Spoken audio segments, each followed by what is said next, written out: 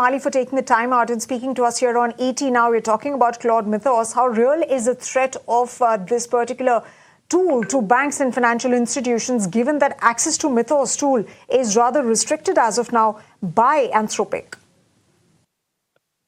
See, right now it is restricted, but it can be open. And when it comes to banking specifically, as the earlier report also suggests, that it could find certain vulnerabilities which were 20 years old. So that has suddenly made the banking industry awake. That if they can get into the banking management part of it, and they can get hold of some data, then this would be a long-term loss, and this could be also leading to data leakage, or AI influenced cybercrime attacks can happen on banks, and then you are in competition with a machine. And so when you are competing a machine, your cybersecurity guidelines or cybersecurity vendors who have implemented cybersecurity features, that may not be enough. So that's why this rush to fix this, what is going to happen, and because this is going to get coupled with quantum computing, so everything is at risk now, whether it is Claude Mythos or quantum computing. Right. Right, Dr. Mali, in fact, of course, it has a potential of destruction, massive destruction, not just in one sector, but several other sectors. However, banking CEOs have met Jay Powell as well, Jerome Powell, Fed chair as well. But let me ask you, India, if we talk in India's context, are current systems adequate to defend in case of a cyber breach?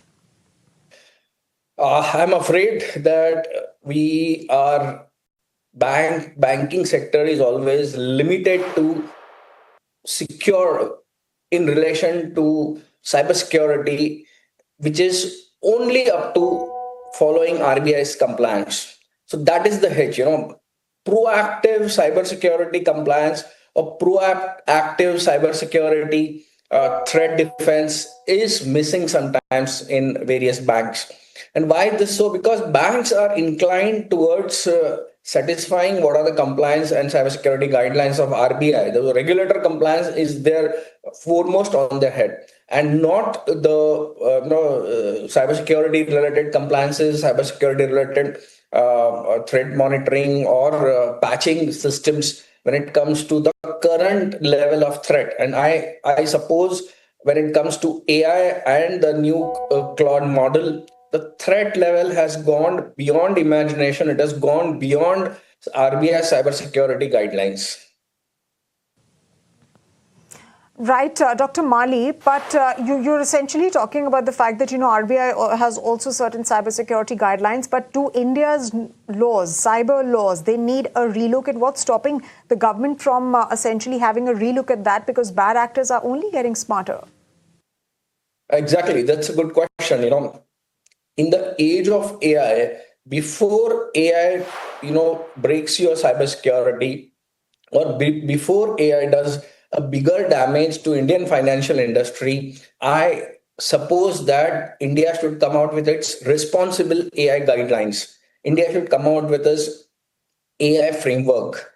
And without having responsible AI guidelines, and without having laws which ban, or laws which adjudicate AI related crimes or AI related incidents when it happens, cybersecurity incidents when it happen, it is free to all kind of scenario.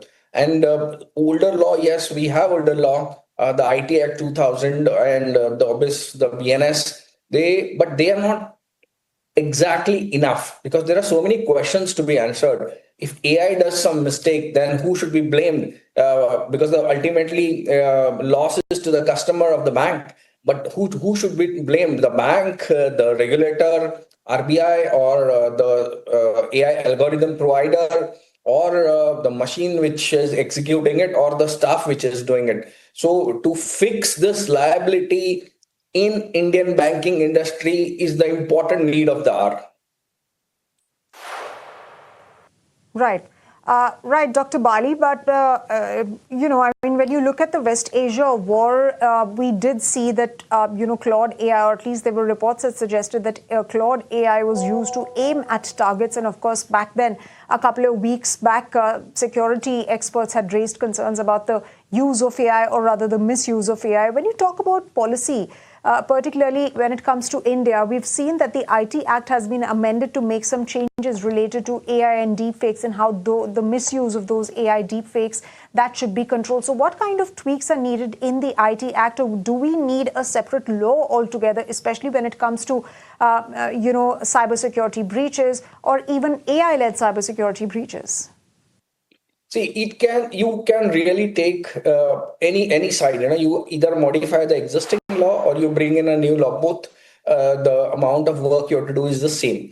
We have into 2026, IT Act was amended and IT rules 2026 amendment to 2022 rules have been brought in, and it actually essentially governs the deepfake kind of scenario. It essentially governs it talks about synthetic information. So India is the first country which had gone ahead and defined what is synthetic information. And so synthetic data gets governed here if synthetic data is found. But now the risk what we are looking at is completely different. It's a cybersecurity related risk or data breaches related to risk. So I feel either the IT Act should get amended and it should basically liability fixing law and making the AI companies or the algorithm users liable. You have to take one stand. Like who is going to be liable and what is going to be the liability if AI enabled cyber attacks materialize or AI enabled cyber security threats materialize, then who is actually, because AI can be used both ways. AI can be used to defend and AI can be used to attack also. So in both the cases, AI can be exploited. And as always, AI for cybercrime is used more.